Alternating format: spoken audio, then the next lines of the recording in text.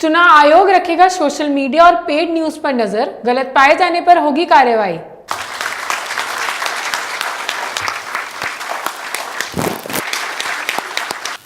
As we go into the looming national elections 2019, the twin issues bedeviling the voters and officials are the menace caused by paid news and its abuse by the social media.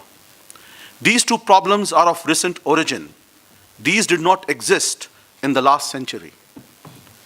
Suddenly, in the 21st century, self-promotion masquerading as news and paid for its beneficiaries started appearing in the print and electronic media.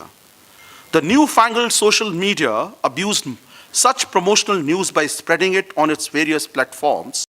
It is these two issues that are being taken up at today's panel discussion, ladies and gentlemen. Elections are the pulse beat of any democracy in the world, and in organizing the election, civil servants, non-elected, non-representative institutions play a critical role. The history of Indian democracy has been marked by three revolutions. The first revolution began when the right of vote was conferred on every eligible citizen to vote. The second revolution took place via its 61st constitutional amendment in the year 1988-89 in the Indian Constitution, which conferred voting rights to young citizens who were 18 years and plus. The third revolution was a technological revolution, which brought in the EVM and VVPAT machines, which have been widely appreciated by the constitutional courts of India. India, as the world's largest democracy, has successfully held elections, but we are not discussing today whether the constitutional democracy has led to social economic development, or whether the Indian democracy is the rule of law or the rule of the dominating caste and class, or Indian democracy rated by the Economic Intelligence Unit as a flawed democracy. The biggest contradiction as observed by the intellectuals in India is whether democracy has been captured as one finds the poor and socially, economically marginalized voting, but the perception is that the same democracy is not working in his interest. Why is this happening? Is it because politics has become commerce and commerce has become politics?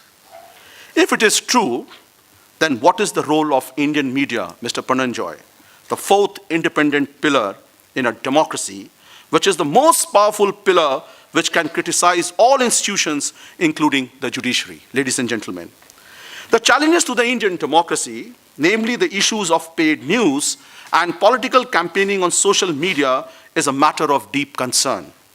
As these problems have threatened the very foundation of India's democracy, the world's largest democracy, paid news is a hydra-headed monster. It is another form of illicit expenditure that individual candidates were failing to declare in their expenditure report.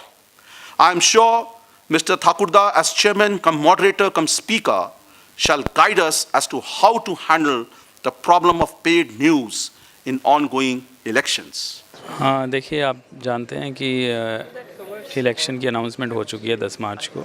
Model code of conduct लागू हो चुका है। अब दिल्ली में 12 मई को चुनाव है।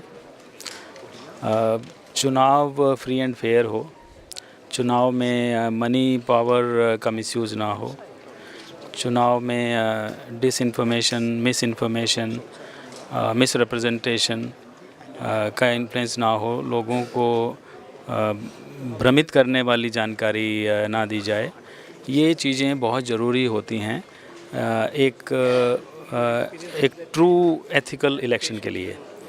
और इसीलिए इन इश्यूज़ को डिस्कस करने के लिए, क्योंकि आजकल सोशल मीडिया का बहुत बड़ा रोल है कैंपेनिंग के अंदर, क्योंकि ज़्यादातर हमारे नागरिक अब सोशल मीडिया से जुड़ चुके हैं। सोशल मीडिया की रीच बहुत ज़्यादा है, और सोशल मीडिया के ऊपर भी और दूसरे जो मीडिया हैं वहाँ भी पेड न्यूज़ का जो फिनोमेनन है वो भी एक मेजर कॉज ऑफ कंसर्न है। लोगों को ये पता नहीं चलता है कि जो उनको फीड किया जा रहा है वो वाकई जेन्युइन न्यूज़ है या वो पेड न्यूज़ है।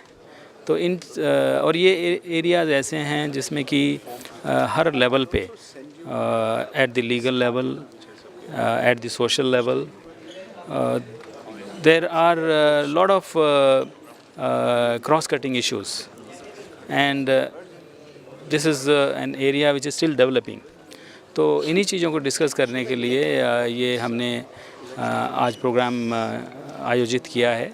मैं डिस्ट्रिक्ट इलेक्शन ऑफिसर ईस्ट और साउथ दोनों को बधाई देना चाहता हूँ कि उन्होंने इस कार्यक्रम का आयोजन किया है। इसमें एक्सपर्ट्स को बुलाया हुआ है जो इस एरिया में जिनकी एक्सपर्टीज़ है, जानते हैं, वो अपने अनुभव शेयर करेंगे, अपने विचार शेयर करेंगे। और बहुत लोग इंटेलिजेंशिया से यहाँ हैं, इलेक्शन मशीनरी से भी यहाँ हैं। तो मुझे पूरी उम्मीद है कि इस प्रोग्राम के माध्यम से हमारी जो जानकारी है इन चीज़ों के बारे में वो और बढ़ेगी और ये इशू भी सोसाइटी में और ज़्यादा फैलेगा, ताकि इस चुनाव में पेड न्यूज़ को हम काउंटर कर सकें, कर्ब कर सकें। और जो कैंपेनिंग है सोशल मीडिया के ऊपर वो रिस्पॉन्सिबल हो और वो फ्री एंड फेयर इलेक्शन के मुताबिक हो। कोड ऑफ एथिक्स हमारे इलेक्शन कमीशन ऑफ इंडिया ने रिलीज़ किया 23 मार्च पर, और आपको पता है पेड न्यूज़ भी सेकंड इशू है। ये दो बहुत अहम इशू हैं इलेक्शंस में, जस्ट टू इंश्योर कि एक लेवल प्लेइंग फील्ड हो सब कैंडिडेट्स के लिए, तो इसका कोई दुरुपयोग ना हो, उसके लिए ये हम लोग ये पैनल डिस्कशन कर रहे हैं, जिसमें कुरैशी साहब है, चीफ इलेक्शन कमिश्नर है फॉर्मर, प्रंजय गुहा ठाकुरदा है who is an expert on paid news, Jassal साहब हैं फॉर्मर सेक्रेटरी IT हैं, प्रबीर पुरकायस्ता हैं इंडियन सॉफ्टवेयर मूवमेंट के चीफ हैं, और हमारे CO साहब हैं रणबीर सिंह। तो ये दो इश्यूज, पेड न्यूज़ और सोशल मीडिया का, ये दो इशू सबसे बड़ा चैलेंज है इंडियन डेमोक्रेसी में। इसको किस तरह से हम लोग अच्छे से एनफोर्स करें जो कोड ऑफ एथिक्स है, और पेड न्यूज़ की इश्यूज ना आएँ, और अगर आएँ तो उस पर क्या कार्रवाई की जाए, जो कि बड़ा इंपॉर्टेंट है, जिससे कि एक लेवल प्लेइंग फील्ड हो हमारे डेमोक्रेसी में। 23 मार्च को आया कोड ऑफ एथिक्स, तो हम लोग ने भी 28 को कर दिया 5 दिन बाद। तो अभी होते रहेगा, चलते रहेगा, सब कुछ कर रहे हैं, मिलकर करना है, और जो हम डिस्कशन करेंगे तो वो बेनिफिट तो सबको होगा। आई थिंक सफल तो तब होगा जब उसका इंप्लीमेंटेशन का रिजल्ट इलेक्शन के बाद में आएगा, जब पिटिशंस नहीं हो, इलेक्शन स्मूथ हो जाए, वो सक्सेस है। NBC के और वीडियो देखने के लिए सब्सक्राइब करें और बेल आइकन पर क्लिक करें।